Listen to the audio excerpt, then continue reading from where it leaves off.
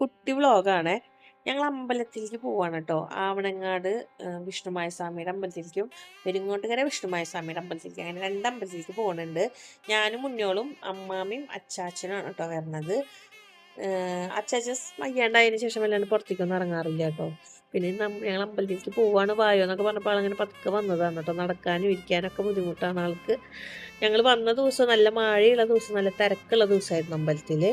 ഭാഗ്യത്തിന് അമ്പലത്തുമ്പോഴേക്കും മഴയൊക്കെ ഒന്നൊക്കെ ചെറുതായിട്ട് കുറഞ്ഞു കേട്ടോ. ഞങ്ങളുടെ കയ്യിലാണെങ്കിൽ ആകെ ഒരു കൊട ഉണ്ടായിരുന്നുള്ളൂ. നല്ല മഴയൊക്കെ ആണെന്ന് എന്താ ചെയ്യാൻ, നനഞ്ഞ് കുതിരില്ലേ.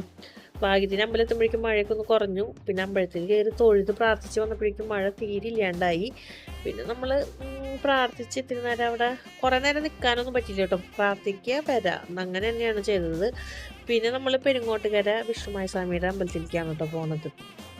പെരിങ്ങോട്ടുകാരി മാവനങ്ങാട് വലിയ ദൂരമൊന്നുമില്ല കേട്ടോ, അടുത്തടുത്ത് തന്നെയാണ്. അപ്പോൾ നമ്മൾ അവിടേക്ക് എത്തിയപ്പോഴും അവിടെ അതൊന്നും വിശേഷപ്പെട്ട ഒരു ദിവസം തന്നെയാണ്. കളമെഴുത്തുണ്ടായിരുന്നു, പിന്നെ അവിടെ പൂജയും കാര്യങ്ങളൊക്കെ ഉണ്ടായിരുന്നു. അപ്പോൾ നമ്മൾ ജസ്റ്റ് ഒന്ന് പ്രാർത്ഥിച്ചിട്ട് വേഗം അവിടെ നിന്നും തിരിച്ചു പോരാണ് കേട്ടോ ചെയ്തത്. ഒരുപാട് നേരം നിന്നൊന്നുമില്ല, അച്ചാച്ചന് വയ്യാത്ത കാരണം നമുക്ക് കുറേ നേരം നിൽക്കാനൊന്നും പറ്റില്ല. അപ്പോൾ അങ്ങനെ ഞങ്ങൾ തിരിച്ച് ഞങ്ങളുടെ വീട്ടിലേക്ക് പോവാണ് കേട്ടോ. അപ്പോൾ ഇന്നത്തെ വീഡിയോ ഇത്രയുള്ള, അടുത്തൊരു വീഡിയോയിൽ കാണാം. ബൈ.